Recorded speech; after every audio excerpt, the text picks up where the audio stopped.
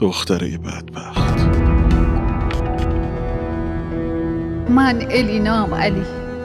میخوام اعتراف کنم که گناه خیلی بزرگی مرتکب شدم.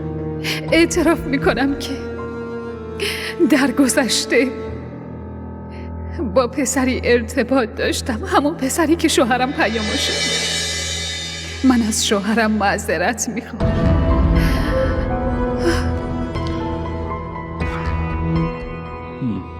و التماس میکنم که گناهمو ببخشه. ازش میخوام که منو ببخشه. علی؟ نامه کیه؟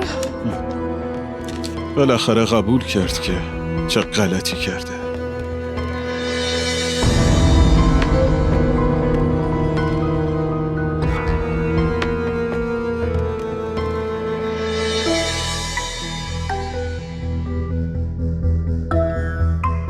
چه فکری تو سرته؟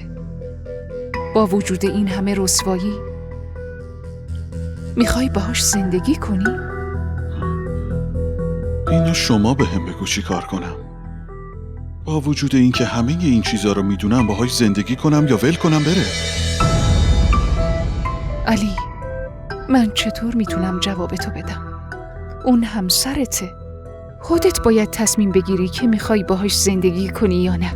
ولی شما میتونی به هم بگی. شما مادرمی، حق داری.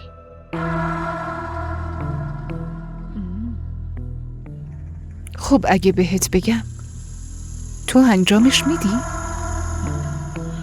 یه جوری میگی انگار شک داری. مگه من همیشه حرفای شما رو گوش ندادم؟ میدونم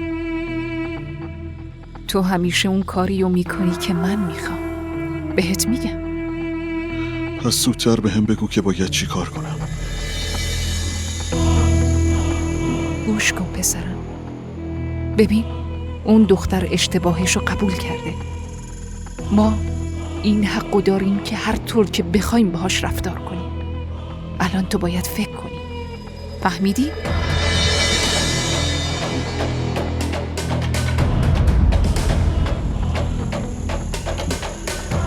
آره فهمیدم.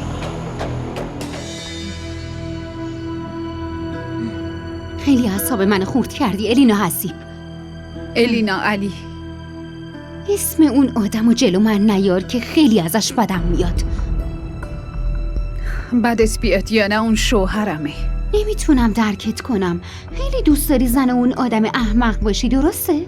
اونقدر خودتو بیارزش کردی که حالا میخوای به کاری که نکردی اعتراف کنی؟ خودت داری بهش میگی که آره تقصیر منه، بیا و مجازاتم کن.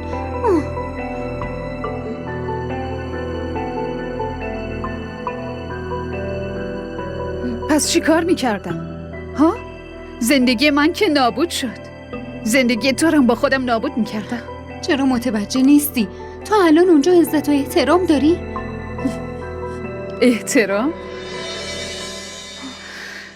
تو این جامعه کجا به زنها احترام میذارن؟ خیلی از زنها هستن که کتک میخورن. کدوم احترام؟ گریه میکنن، تحمل میکنن، ولی زندگی میکنن. منم باید زندگی کنم. الینا، بین تو اون زنها یه فرقی هست مگه نه؟ خب باید هم باشه. تو یه زن تحصیل کرده ای، ولی اون زنایی که حرفشو میزنی تو محدودیت بودن و بی سوادن. هیچ فرقی نداره رامشا. منم یه زن معمولیم، مثل همه زنای معمولی دیگه. تحصیل معیار احترام و ارزش نیست. زنای با سوادم به اندازه زنای بی سواد رنج میکشن. مجبورن. ولی الینا، تو نباید این شرط رو قبول میکردی. با اون اعتراف نامه در واقع تو اشتباه نکرده تو پذیرفتی. دختری مثل من باید چی کار کنه؟ ها؟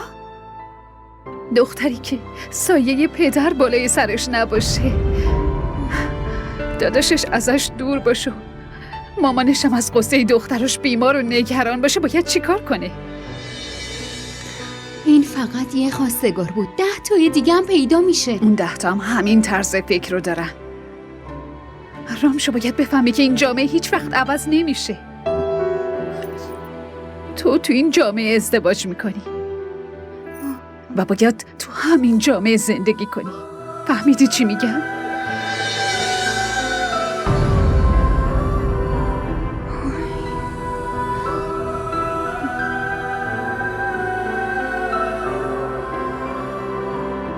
این دفعه پرواز خیلی طولانی به نظر می رسید. انگار عقربه‌های ساعت حرکت نمی کردن. اینقدر هیجان داشتم که بالاخره داری ازدواج میکنی. فقط میخواستم زودتر برسم اینجا. اینقدر برای دیدن الینا هیجان دارم که نگو، دلم میخواد زودتر ببینم و باهاش حرف بزنم. داداش آصف و تیمور نمیان؟ آره معلومه که میان. بذار حال تاریخ عروسی معلوم بشه. میدونی اینقدر با آصف در مورد الینا حرف زدم که دیگه خسته شده بود. آبجی میخوام یه چیزی بهت بگم. نه اول به هم بگو که منو کی میبری پیش الینا. منم همینو میخواستم بگم. اون دختری که با هم ازدواج میکنه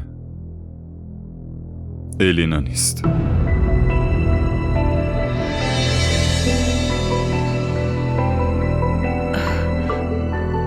یعنی چی که الینا نیست؟ تو که میگفتی به جز الینا با کسی دیگه ازدواج نمی کنی. چی شد؟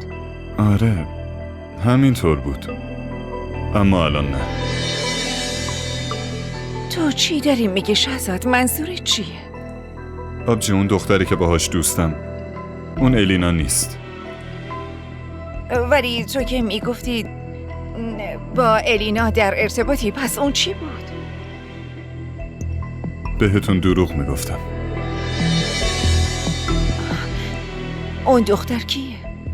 اسمش چیه؟ اسمش هناست. دختر خاله شهنازه، میشناسیش؟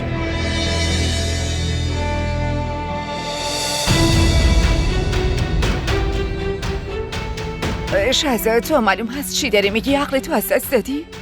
با اون دختر ازدواج میکنی؟ با دختر شهناز؟ تو نکنی دیوونه شدی؟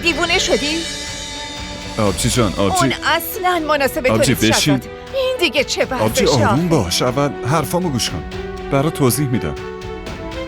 چی رو میخوای توضیح بدی شهزاد که میخوای با اون ازدواج کنی؟ اوف.